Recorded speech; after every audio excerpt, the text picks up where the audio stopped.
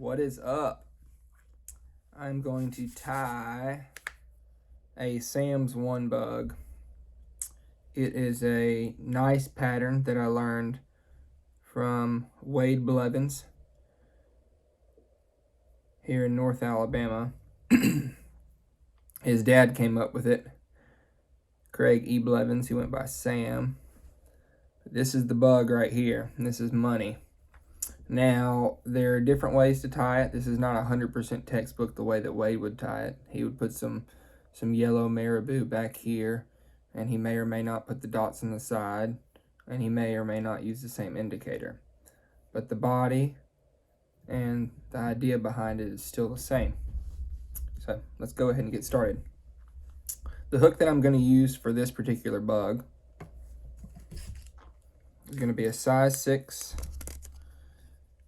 It's right there. Gamakatsu. Now,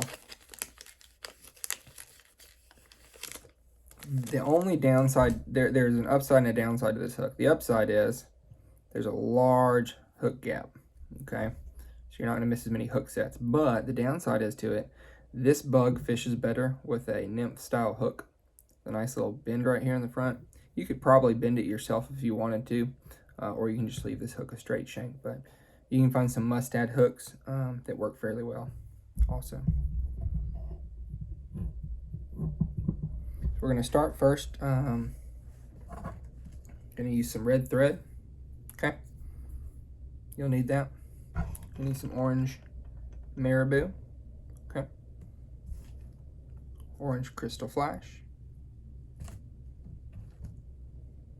orange legs, this thingy, some gel glue, control, and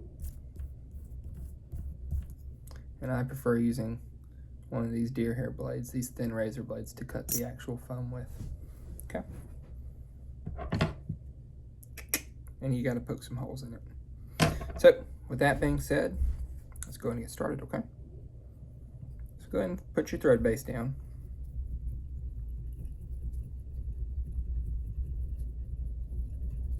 Take it all the way back to right about where the barb of the hook is. Clip your excess off. Okay. Take one piece of crystal flash. I typically just cut it into 2 pieces. We'll use one now, and we'll use one on top of the marabou. You set it up on top.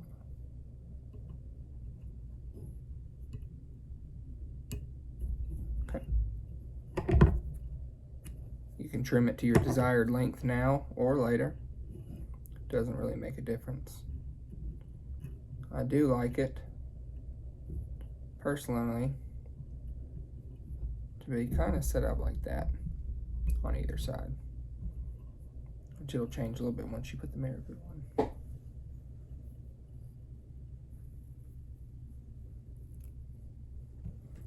Select your marabou. I like to smooth it out with my fingers and get an idea how it naturally is going to lay. I typically throw whatever the hook shank is, maybe a little bit more than the hook shank, off the back. So set it down.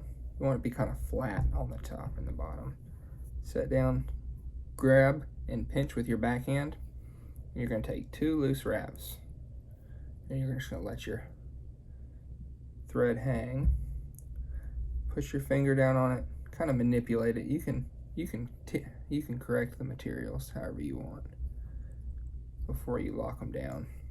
Take a couple more thread wraps back and forward, and that'll lock everything in place. Take your other piece of crystal flash,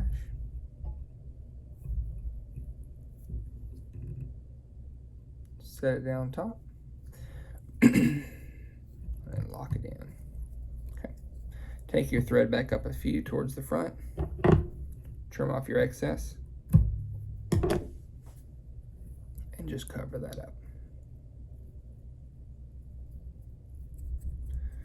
Now, one thing you want to be careful of is you don't want to create too much of a thread body right here. You don't want it to bulk up. You don't want it to be real knotty, because the complication you're going to come into later is when you're putting your foam on it and trying to close that gap that you cut on your foam, you won't actually be able to get your foam body to close properly because of all the meat you left back here. So it's just something to think about. So I usually go ahead and do a quick little whip finish. Tie it off. Okay, so half your work is done. This is kind of what it's going to look like from the top. You can still manipulate it a little bit at this point before you put down any more glue. Okay.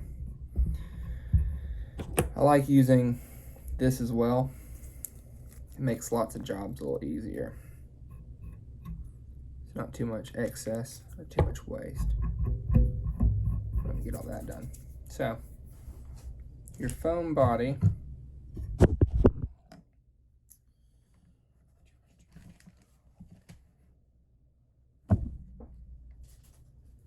fell off the desk.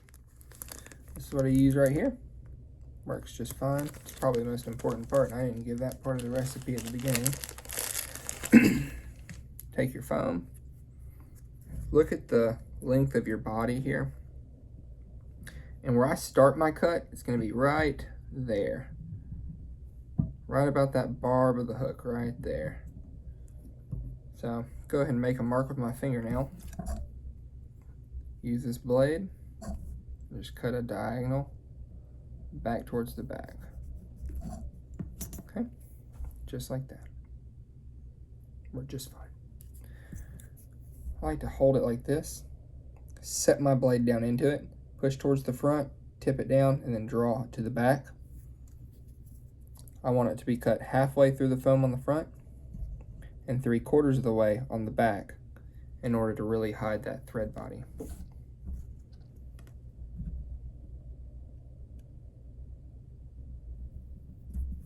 So start it.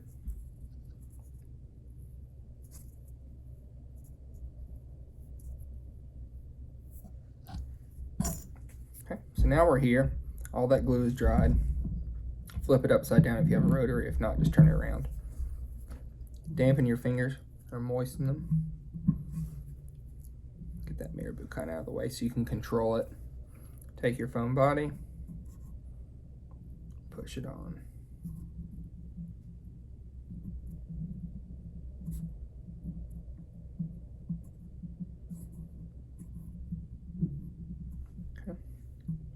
Now you're going to take your gel super glue while you're kind of holding your marabou with your backhand. Go ahead and feed a good line in there. Okay. Now with a pincer grip like this right here, put universal pressure across it and hold it in for about anywhere between 20 and 30 seconds is usually successful for the bug.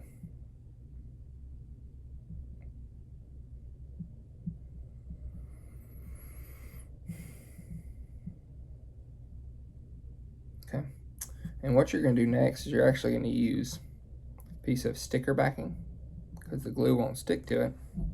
You see how you have all this excess? It's hard to tell. There's a lot of excess glue right there. Use the sticker backing to scrape it all off. Scrape it all off. Good. Then take your excess glue that you have and put it on the head of the popper. It's going to reinforce everything. It's going to make sure that everything's nice and strong for you. Go ahead and clean that eye of that hook out. It's almost inevitable that you're going to get some glue in there. Take your thread. Depending on the size of the hook that you use with the hook shank, you're going to want to go back about 1/4 to 1/3 back on the foam. For this particular hook, I like to go back about 5/16, 1/4 inch to 5/16. So wrap it around one time, put some tension on it. You don't want to cut your foam, but you want to put some good tension on it. And then take 6 wraps across it. That's 1, 2, 3, 4, 5, 6. Cut your thread off right here at the top because you'll be able to hide it with your indicator. Take some good old sheet foam. Okay. Cut you a nice little strip about 3/16 wide. Doesn't have to be that specific. About 5/8 of an inch long. Just fold it over on itself. Put one small dab of glue, some gel right there on the top. Take your foam that you folded over, set it down, take your thread across it, pull down. Don't cut the foam once again, just a nice little bit of tension. A nice little bit of tension on it. 1, 2, 3, and then just do a kind of a short whip finish. So 1, 2, and just double wrap on the third. And then pull it in nice and slow. And if you want to twist your thread a little bit before you do this, that's fine too, so that way it doesn't bunch up on you or cause any poor fraying. So once you've done that, you've got your indicator on the top. You have a good hook gap right here, so there's lots of clearance. You got your everything set down. What I like to do then is just take a regular standard super glue with liquid control, preferably this Loctite. I'm gonna take it around this thread right here, because you're gonna have a lot of bass and brim that are gonna chew this thing up, okay? You can put a little bit of glue on that thread body. It's gonna ensure the longevity of this bug. So we're gonna turn it around.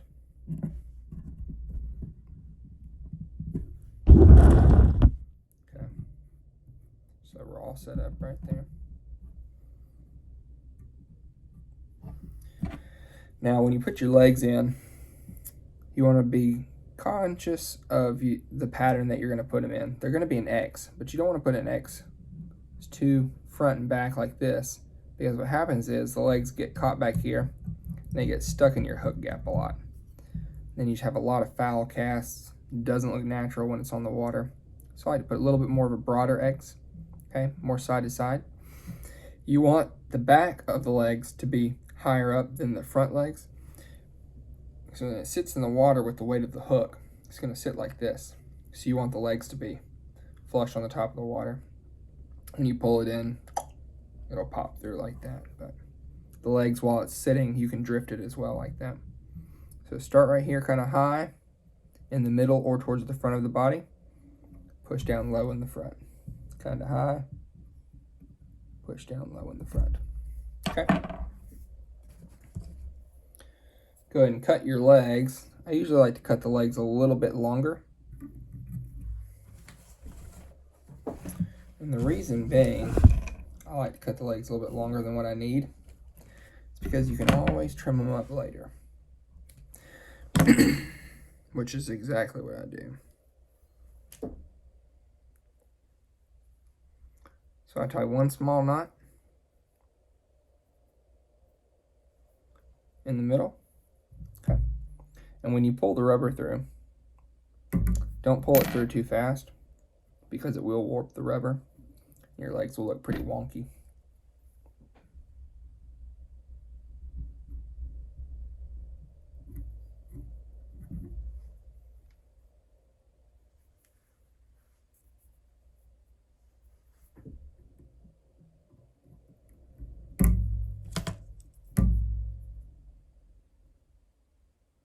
Okay, once you tie that knot in there,